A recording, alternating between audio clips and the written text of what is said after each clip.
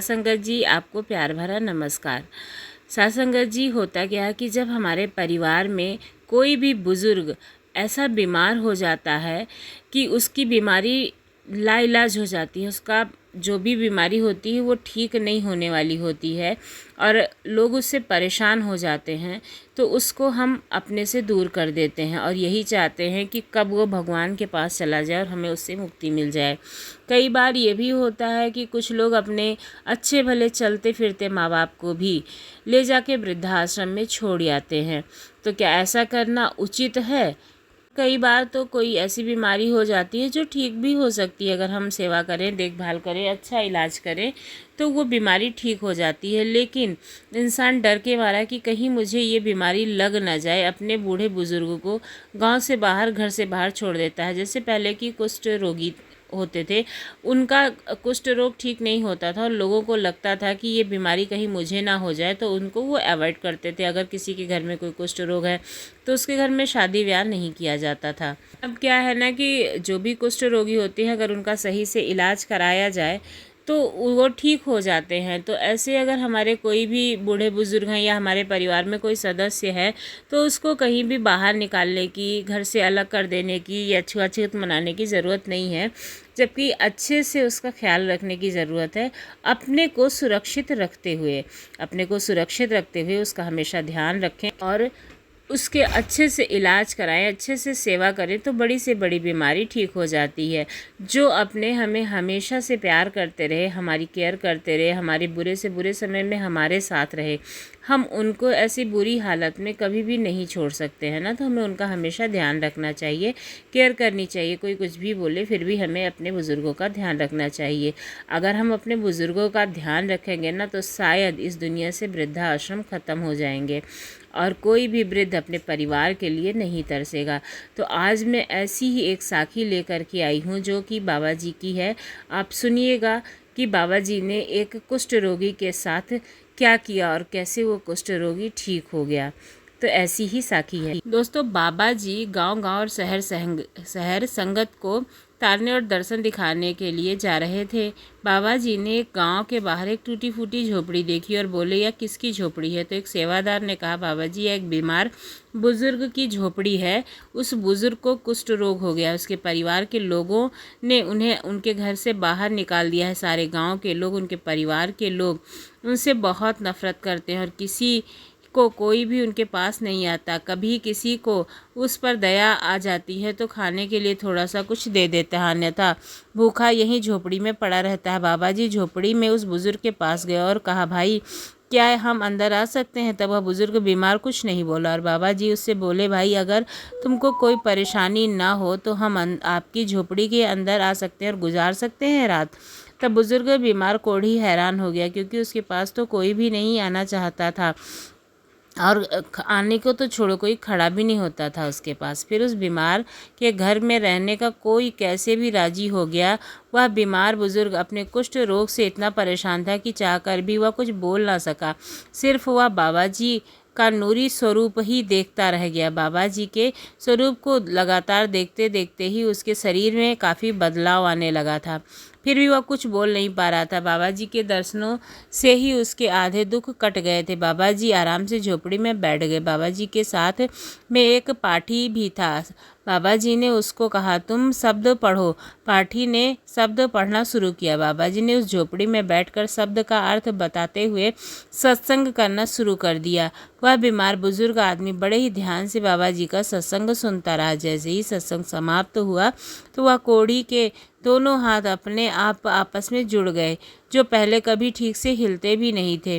फिर उस कुष्ठ रोगी ने बाबा जी को राधा स्वामी किया और बाबा जी के चरणों में अपना माथा टेक दिया। बाबा जी ने उस गरीब बीमार आदमी से पूछा, और ठीक हो भाई, तुमने यहाँ पर गांव के बाहर यह झोपड़ी क्यों बनाई है? तो उस कोढ़ी ने कहा, बाबा जी मैं बहुत बदकिस्मत हूँ, मुझे कुष्ठ रोग हो गया है, इसलिए मुझे गाँव वाले लोग बाहर निकाल दिए हैं और मुझसे बहुत नफरत करते हैं। गांव का कोई भी आदमी मुझसे बात नहीं करना चाहता है, यहाँ तक कि मेरे परिवार वाले भी मुझे घर से बाहर निकाल दिए हैं और मैं बहुत नीच आदमी हूँ, इसलिए कोई मेरे पास नहीं आता है।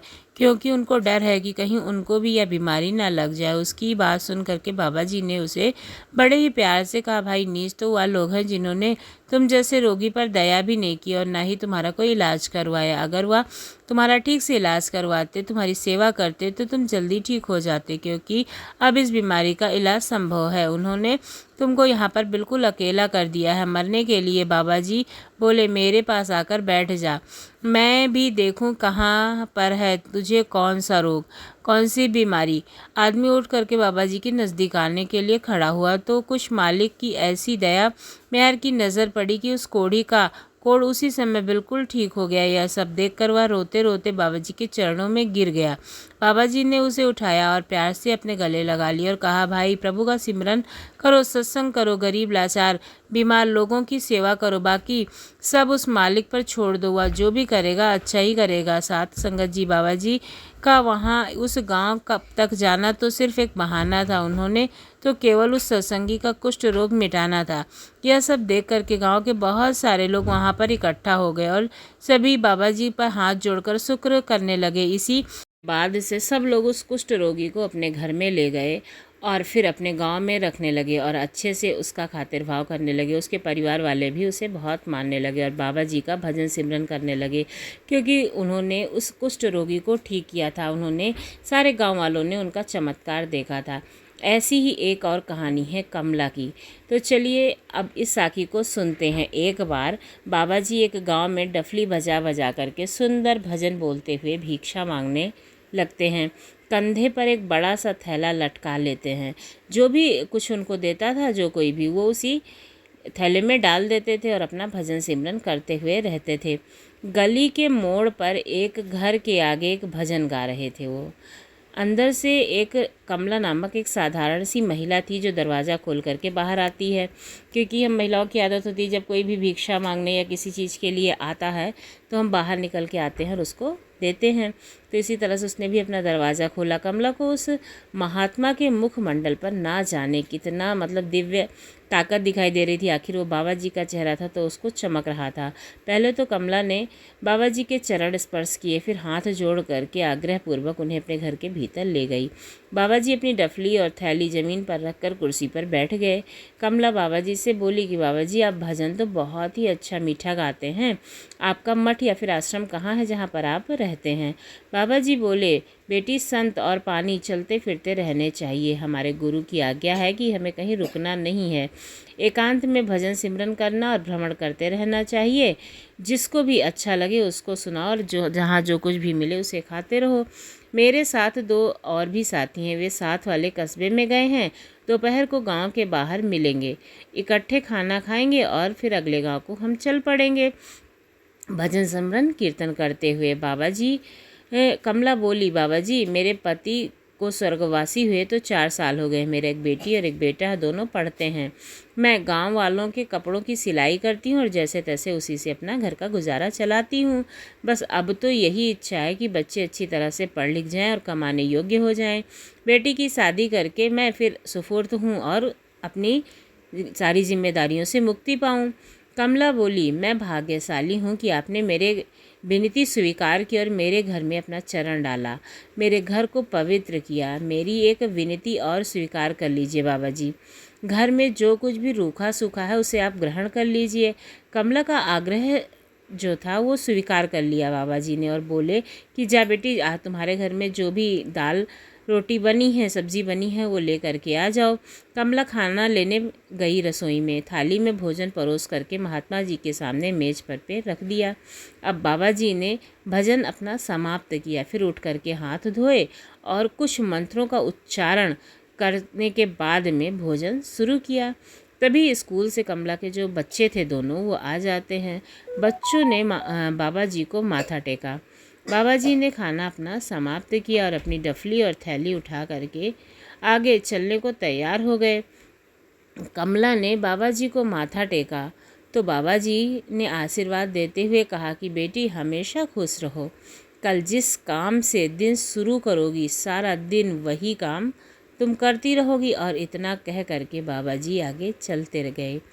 कमला ने बच्चों को खाना खिलाया और फिर सिलाई मशीन पर काम करने के लिए बैठ जाती है, क्योंकि जिससे भी सिलाई का काम उसका रहता था, जिन लोगों से वो काम कराती थी, मतलब जो लोग उनसे काम कराते थे उनका काम तो टाइम पे करना होता था, इसलिए वो अपना सिलाई मशीन पे काम करने लगी। शाम हुई तो काम से उठ करके रसोई में जाकर रात का खाना तैयार करने लगी। बेटा होमवर्क कर रहा था, माँ ने बेटे को आवाज़ लगाई। तीनों ने मिल करके खाना खाया, इधर उधर की बातें करके सो गए। तभी दरवाजे पर एक दस्तक हुई। कमला ने दरवाज़ा खोला तो 6-7 घर दूर करने वाली सरिता नामक महिला खड़ी थी। राम राम करने के बाद वह बोली कि मैंने कल आपके भाई के घर जाना है, मुझे कोई अच्छा सा कपड़ा हो तो दिखा दो, कोई अच्छा सूट हो तो। कमला ने सरिता को सूटों का कपड़ा दिखाया। सरिता एक सूट का कपड़ा पसंद करके अलग निकल करके कमला को पकड़ाते हुए बोली, यह सूट मुझे कल शाम तक ज़रूर दे देना। कमला ने हामी भरने के बाद सरिता चली गई। सुबह होते ही कमला उठी, हाथ मुंह धो करके सरिता का सूट सिलने के लिए इंच टेप निकाल कर कपड़े का माप करने लगी। 1 मीटर, 2 मीटर, 3 मीटर, 4 मीटर। यह क्या? कमला हैरान थी कि एक सूट में इतने मीटर कपड़ा और कपड़ा ख़त्म होने का नाम ही नहीं ले रहा था। वह मापती ही जा रही थी और कपड़े का ढेर बनता ही जा रहा था। चाहते हुए भी उसके हाथ रुक ही नहीं रहे थे और उसे रत्ती भर थकावट भी नहीं हो रही थी। आज बच्चे स्कूल भी नहीं गए थे। दोनों कपड़ा इकट्ठा किए जा रहे थे। शाम तक कपड़े के अंबार लग गए थे, मतलब बहुत ज़्यादा कपड़ा हो गया था। पास ही शहर में कपड़े के व्यापारी के कानों तक यह खबर पहुंची तो वह अपने मैनेजर को साथ लेकर कमला के घर पहुंचा। कपड़े को जांचा और मैनेजर से सलाह करके सारा कपड़ा खरीद लिया। उसने कमला को इतनी बड़ी रकम का चेक दिया जिससे कमला के बच्चों की पढ़ाई और बेटी की शादी बड़े ही आराम से हो सकती थी। कमला के पड़ोस में एक खुशहाल परिवार था।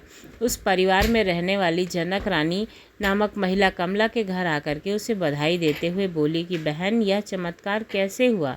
कमला बोली, यह सब उन संतों के आशीर्वाद से हुआ है। मैंने तो बस उन्हें खाना ही खिलाया था। जाते जाते उन महात्मा जी ने, उन बाबा जी ने यह कहा कि जो काम सुबह करोगी शाम तक वही काम करती रहोगी। आगे सब आपको पता ही है।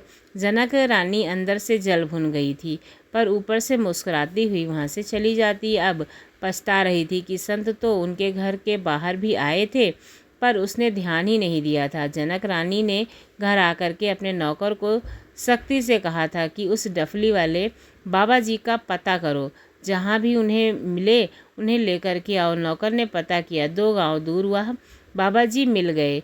नौकर ने मन्नतें करने पर वह अगली सुबह नौकर के साथ जनक रानी बड़ी खुश हुई। उसने बाबा जी को अंदर सोफे पर बिठाया, साथ ही कुर्सी पर स्वयं बैठकर नौकर को आदेश देने लगी, चाय बनाकर लाओ, जल्दी खाना लेकर आओ।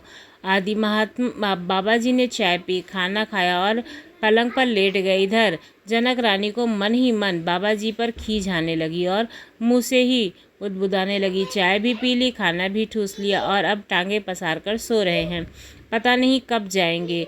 1.5 घंटा सोने के बाद बाबा जी उठे और जाने के लिए दरवाजे पर पहुँचे तो वह बोली, बाबा जी आप जा रहे हो, मुझे कोई आशीर्वाद तो देते जाओ। आपने आशीर्वाद तो दिया नहीं। बाबा जी मुस्कुराए और बोले, अच्छा आशीर्वाद भी लेना है? जब सुबह उठेगी तो काम पहले करोगी, वही काम दिन भर करती रहोगी। इतना कहकर बाबा जी चले गए। अब जनक रानी जल्दी जल्दी गांव की दुकान से 2 मीटर कपड़ा खरीद कर लाई। घर में इंच टेप लिया। दोनों वस्तुएं इकट्ठी करके पलंग के पास रख ली ताकि सुबह सबसे पहले यही काम करेगी और फिर अमीर बन जाएगी। शाम हो चुकी थी पर उसने हिसाब से आज रात होने से देर हो रही थी। खैर रात हुई। अब घर के सभी सदस्यों ने खाना खाया और सोने चले गए। कमला ने जैसे बताया था जनक रानी को भी ये दृश्य अभी तक नजर आने शुरू हो गए थे। नींद कोसों दूर थी, पता नहीं आधी रात को कब नींद आएगी। सुबह नौकर दूध लेने गया तो दरवाज़ा खोलने की आवाज़ से जनक रानी की नींद खुली। जल्दी जल्दी कपड़ा और इंच टेप लेकर ज़मीन पर बैठ गई। छींक आ गई। यह क्या हो गया? 1 छींक, 2 छींक, 3 छींक, 4 छींक, छींकें आती ही चली गईं और रुकने का नाम ही नहीं ले रही थी। उसका पति भागकर गांव के वैद्य को बुलाकर लाया। वैद्य जी भी बड़े ही हैरान हो गए कि यह कैसा मर्ज है, कोई दवा अगर दे भी दूं तो खाएगी कैसे। वैद्य जी ने सिर दबाया। नाक भी दबाकर देखा पर छींक तो रुकने का नाम ही नहीं ले रही थी। वैद्य जी जनक रानी के पति से बोले, अब शहर के डॉक्टर के पास इन्हें ले जाइए, अगर कोई टीका लगा दे तो शायद बात बन जाएगी। जनक रानी के पति ने तांगा मंगवाया और शहर की ओर निकल गया। इधर जनक रानी का छींके मार मार कर बुरा हाल हो गया था। दोपहर बाद डॉक्टर को लेकर जनक रानी का पति घर में दाखिल हुआ। डॉक्टर ने जनक रानी की नब्ज देखकर कहा, मैं इंजेक्शन लगाता हूँ, इससे आराम मिल जाएगा। डॉक्टर ने इंजेक्शन सिरिंज में भरा और जनक रानी की बाजू में लगाने के लिए बैठा कर इंतज़ार करने लगा। यह दवा भी बेअसर मालूम हो रही है, छींकें तो रुक ही नहीं रही हैं। अब डॉक्टर ने कहा, मेरी डॉक्टरी लाइन में यह पहला केस है, आप इन्हें मेरे क्लिनिक ले जाने की तैयारी करें। यहाँ वहाँ जाकर ग्लूकोज में दवा मिलाकर देने से आराम आएगा।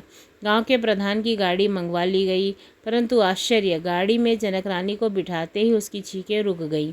घर में खुशी खुशी की लहर दौड़ गई। सभी सोच रहे थे कि डॉक्टर के इंजेक्शन ने अपना काम कर दिखाया है, पर जनक रानी जानती थी कि छींकें क्यों और कैसे रुकी। संत महापुरुषों की सेवा करके प्रभु से मिलने का रास्ता मांगे, सांसारिक वस्तुएं अपने आप मिल जाएंगी। और किसी को देख करके लालच नहीं करना चाहिए। अगर आप किसी भी महात्मा का, संत का, बाबा जी की निस्वार्थ भाव से सेवा करते हैं, कोई भी बुरी स्थिति में है, तकलीफ़ में है, उसकी सेवा निस्वार्थ भाव से करते हैं तो उसका परिणाम अपने आप ही मिलेगा। कभी भी लालच के साथ बाबा जी की सेवा ना करें, बाबा जी के यहाँ ना जाएं, सत्संग ना करें। अगर आप लालचवश करते हैं तो आपका कोई भी कार्य सफल नहीं होगा। बस अपने काम को करते रहिए और विश्वास बनाए रखिए, वो ऊपर वाला अवश्य ही आपके कर्मों का फल देगा और अच्छा देगा अगर आप अच्छा करते हैं तो। आपको ये साखी कैसी लगी ज़रूर बताइएगा। अगर अच्छी लगी हो तो हमारे चैनल को सब्सक्राइब करना ना भूलिएगा। धन्यवाद।